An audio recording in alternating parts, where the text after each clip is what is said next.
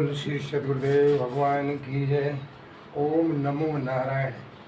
विज्ञान के माध्यम से श्रवण करने वाले हमारे सभी श्रोताओं को हमारे YouTube चैनल में स्वागत है।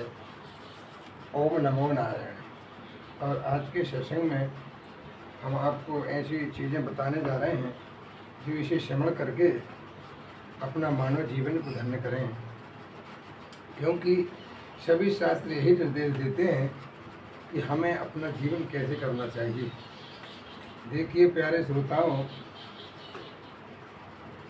जब भगवान कृष्ण का जन्म हुआ तो ये शास्त्रों में बताया गया है कि इनके पास जो बांसुरी वो किसने दिया था। तो मेरे प्यारे श्रोताओं, बांसुरी किसने दी थी? उसे शिवजी ने दी थी। वह दधीचि ऋषि की हड्डी से बनी हुई थी, ऐसा लिखा है। अब आगे तो भाई वो जाने लिखने वाले, बाकी ये बताया जाता है। और दूसरा है, श्री रामचरितमानस में 7 कांड हैं। वैसे तो 8 हैं, लेकिन 7 ही कांड की मानता है लोग। उस कांड तो पढ़ते नहीं है, और 7 ही कांड माने गए हैं। इसी प्रकार गीता जी में भी 18 अध्याय हैं।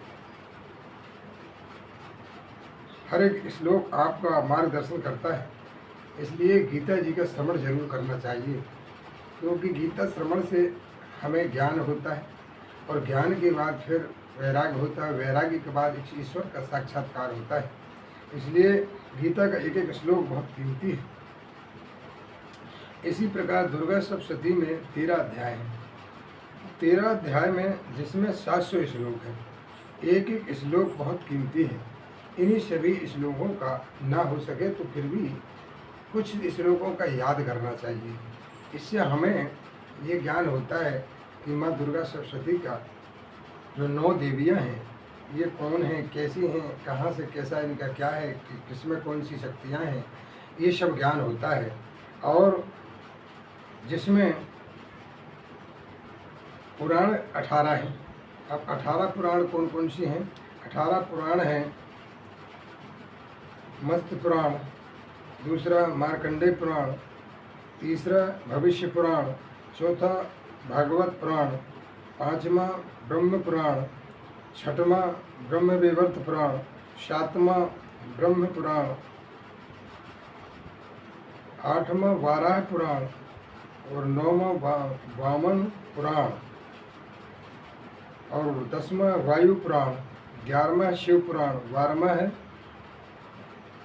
विष्णु पुराण, 13वां है अग्नि पुराण, 14वां नारद पुराण, 15वां पद्म पुराण, 16वां लिंग पुराण, 17वां गरुण पुराण, 8वां स्कंद पुराण। इस प्रकार 18 पुराण हैं।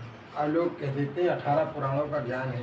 इनसे नाम पूछे जाए तो पुराणों के नाम भी नहीं बता पाएंगे। इसलिए जो शास्त्र में लिखा रहता है वही सत्य माना जाता है। अब हमें वेद भी देखना चाहिए। वेद कितने हैं? 4 वेद हैं। कौन कौन से हैं?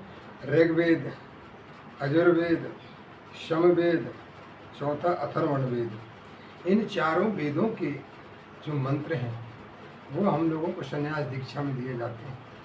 तो ये 4 वेदों के जो मंत्र हैं, ये पूरे धारण होने के बाद सिद्ध मोक्ष की प्राप्ति होती है। जो भी सन्यासी अगर वैसे ही अपने गेरुआ वस्त्र धारण करते हैं तो ये भगवान को धोखा देना है, क्योंकि सन्यास का मतलब वो है पूर्ण दीक्षा होने के बाद ही गेरुआ वस्त्र धारण किए जाते हैं। भाई 16 संस्कार होते हैं, 21 पिंडदान होते हैं। ये पिंडदान हम अपने जीते जी अपने हाथों से पिंडदान करते हैं, इसलिए मोक्ष की प्राप्ति होती है। अब ये मोक्ष लोग सहज कह देते हैं। मोक्ष क्या है? मोक्ष वो है जो सब तरफ से मन हटा के सिर्फ एक परमपिता परमात्मा में लग जाना। उसकी मृत्यु होने के बाद उसे मोक्ष मिलता है। और रामायण ये भी यही कह रही, ज़्यादा किसी चीज़ में मोह रखोगे तो इससे कल्याण नहीं होगा, क्योंकि लिखा है कि मोह सकल व्याधिन कर मूला, ताते उपजे ते बहुसूला। तो जो मोह जो है इसमें व्याधि है। धन में मोह, पुत्र स्त्री में मोह, घर संपदा में मोह। तो ये मोह जो है जिसका इसका पुनर्जन्म होता है। क्योंकि हमने बहुत से लोगों को देखे कि मृत्यु के टाइम भी घाट में पड़े पड़े और वो सबकी याद करते रहते हैं। अगर उन सबको छोड़ के और परमपिता परमात्मा की याद की जाए तो कल्याण हो जाए। अब समस्या ये है कि पूरे जीवन जो किए हैं वही करेंगे, इसलिए कहते हैं कि भगवान नाम स्मरण डेली करना चाहिए। इससे हमें परमात्मा के प्रति श्रद्धा बनती है और हमारी आस्थाएं जब परमात्मा से जुड़ जाती हैं तो परमात्मा हमारी रक्षा करता है, इसलिए कहा गया है। अब शास्त्र 6 शास्त्रों की व्याख्या है। शंख शास्त्र, दूसरा योग शास्त्र, न्याय शास्त्र, वैशेषिक शास्त्र, पूर्व मीमांसक शास्त्र, छठवां उत्तर मीमांसक शास्त्र। इस प्रकार ये शास्त्र भी 6 प्रकार के हैं। 18 पुराण, 6 शास्त्र, ये सब शास्त्रों में जो जितनी बातें लिखी है हम आपको बताते हैं प्यारे श्रोता। इन्हें अपना समय बनन करके और मानव जीवन का कल्याण करें, इसलिए बताता है कि हमें हमेशा धर्म के प्रति रहना चाहिए। अब कौन क्या कह रहा है इसे हमें क्या लेना देना है, परंतु हमें तो यह देखना चाहिए कि ये संसार के पीछे नहीं भागना, हमें अपना कल्याण करना चाहिए।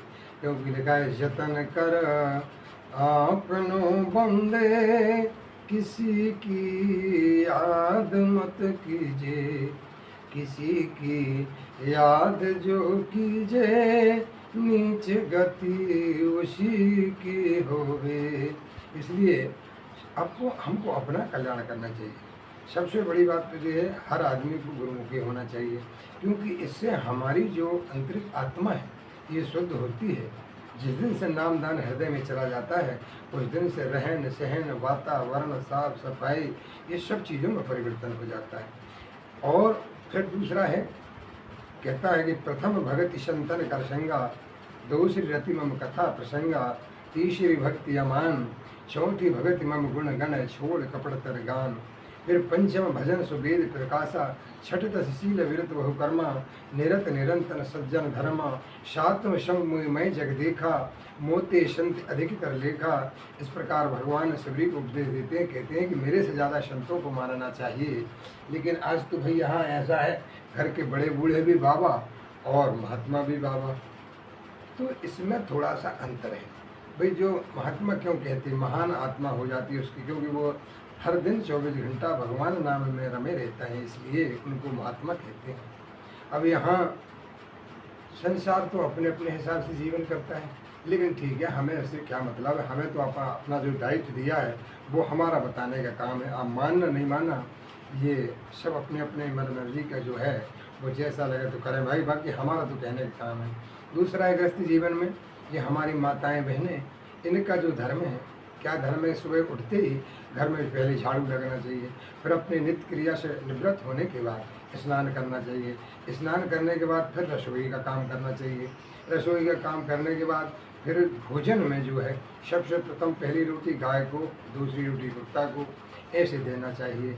और फिर इसके बाद अपने जो घर में हैं सास ससुर, उनकी सेवा जरूर करना चाहिए, क्योंकि ये धर्म के माता पिता हैं। जन्म के माता पिता का अधिकार उस दिन से ख़त्म हो जाता है जिस दिन से और आपकी विवाह संपन्न होता है। इसलिए ये धर्म के माता पिता ही और आपका जीवन कल्याण करते हैं, इसलिए इनकी आत्मा को ठेस न पहुँचाएँ। कृपया वो कुछ भी अपने तरफ से मुँह से बोलें, क्योंकि बुढ़ापे में तो बुद्धि सटिया जाती है और बुद्धि का विकास रुक जाता है। इसलिए वो आप कितने भी करेंगे तो वो आपको गुनहगार कहते हैं, परंतु हमें अपने कर्तव्य से नहीं चूकना चाहिए, क्योंकि हमारा परम कर्तव्य है। और वो कर्तव्य करते रहेंगे तो अंत में भगवान हमें आशीर्वाद ही देंगे, दुखदाई नहीं करेंगे।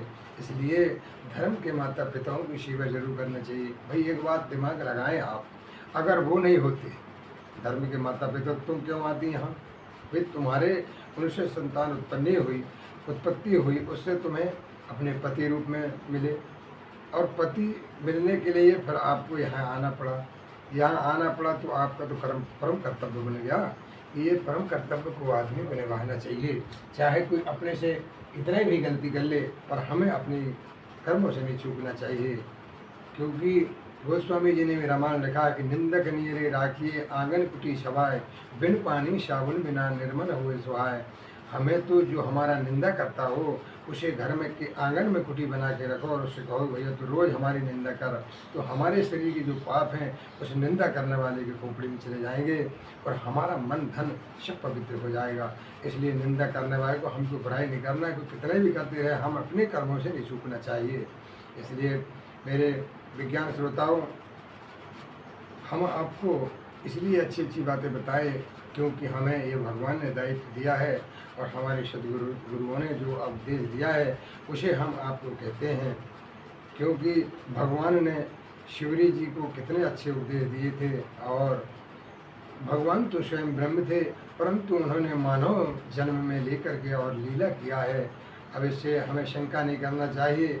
शास्त्रों में लिखा है जो परमात्मा के प्रति अश्रद्धा पैदा करता है और शंका करता है तो वो मृत्यु से मृत्यु को प्राप्त होता है। यानी कहने का तात्पर्य मृत्यु तो हो ही जाती है, मृत्यु से और मृत्यु को प्राप्त होता है, फिर उसका बहुत बड़ा पाप होता है उसे। इसलिए हमें शंका नहीं करना चाहिए। और दूसरा है कि गुरु के वचन प्रतीत न जेहि, सपने सुख सिद्धि नहीं थी। जिसको अपने गुरु के, अपने माता पिता के वचनों में विश्वास ना हो उसको सपने में भी सुख नहीं मिलता, उसकी आत्मा हमेशा भटकती रहती है, उसे सुख शांति नहीं मिलती। इसलिए हमें किसी की आत्मा को ठेस नहीं पहुँचाना चाहिए। और हमारा तो परम कर्तव्य है कि भाई सभी ग्रस्त जीवन में सभी मानवों को अच्छे अच्छे उपदेश देना और सबको अच्छे कल्याण मार्ग में चलाना, ये हमारा कर्तव्य है। अब बहुत से लोगों से पूछो भाई आप कौन सी वर्ण के हैं, लोगों को वर्ण नहीं मालूम, कहते हम तो क्षत्रिय हैं। अब इनसे पूछो क्षत्रिय क्या है तो उनको कुछ नहीं मालूम। भाई 4 वर्ण बताए गए हैं, ब्राह्मण क्षत्रिय वैश्य शूद्र। क्षत्रिय का क्या धर्म है? क्षत्रिय का धर्म शेरियो तेजो धतियम युद्ध पलायनम दानमिस्व अभाव क्षत्रिय कर्म स्वभाव। शेर जैसा स्वभाव, तेज, युद्ध से पीठ दिखा के न भागना, ये क्षत्रिय का धर्म है। वैश्य का क्या धर्म है? कृषि गोरक्ष वाणिज्यम वैश्य कर्म स्वभावजम। भाई वैश्य का धर्म है कृषि करना, गौरक्षा करना, व्यापार करना, ये वैश्य का धर्म है। इसी प्रकार ब्राह्मण का क्या धर्म? वेद पाठ पढ़ना और यह अपने यजमानों को अच्छे उपदेश देना, ये ब्राह्मण का धर्म है। दूसरा वेदांत में बताया है कि ब्राह्मण वही है जो ब्रह्म को जाने, जो ब्राह्मण बनने के बाद और अपने मार्ग को नहीं पकड़ता, अपने मार्ग छोड़ के चलता है, वो ब्राह्मण नहीं है। आज शास्त्रों में जो बात बताई गई है हम आपको इसलिए पहुँचाते कि हमें अपने अपने धर्म कर्म में रहना चाहिए। और शूद्र का क्या धर्म है? शूद्र का धर्म है सब वर्णों की सेवा करना, सबकी आज्ञा का पालन करना, ये शूद्र का धर्म है। इसी प्रकार सभी धर्म अपने अपने अलग अलग बताए गए हैं। तो मेरे प्यारे श्रोताओं, सबको अपने अपने धर्म में रहना चाहिए।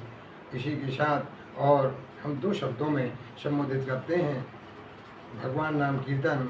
श्री कृष्ण गोविंद हरे मुरारी, हे नाथ नारायण वासुदेवा, हे नाथ नारायण वासुदेवा, हे नाथ नारायण वासुदेवा।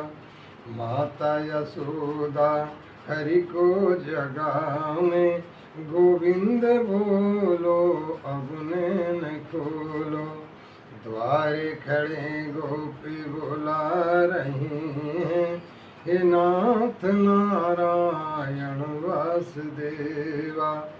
हे नाथ मेरी यही प्रार्थना है, भूलूं न मैं नाम कभी तुम्हारा, निष्काम हो के मैं दिन रात गाऊं, हे नाथ नारायण वासुदेवा।